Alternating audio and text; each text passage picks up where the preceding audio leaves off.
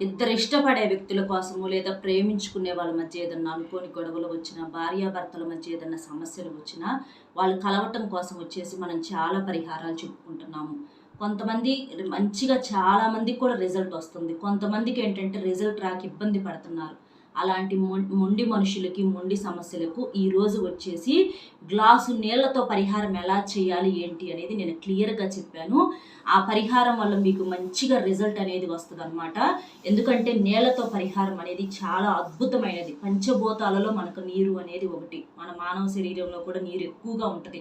ఆ నీటితో పరిహారం ఎలా చేయాలి ఏంటనేది మన ఛానల్ పేరు కింద వీడియో లింక్ ఇస్తున్నాను. అందులో క్లియర్గా చెప్పాను. లింక్ ఓపెన్ చేయడం కుదరకపోతే స్మార్ట్ టాక్స్ ఛానల్లో వీడియోస్లోకి వెళ్ళి చూడండి. అందులో క్లియర్గా చెప్పాను.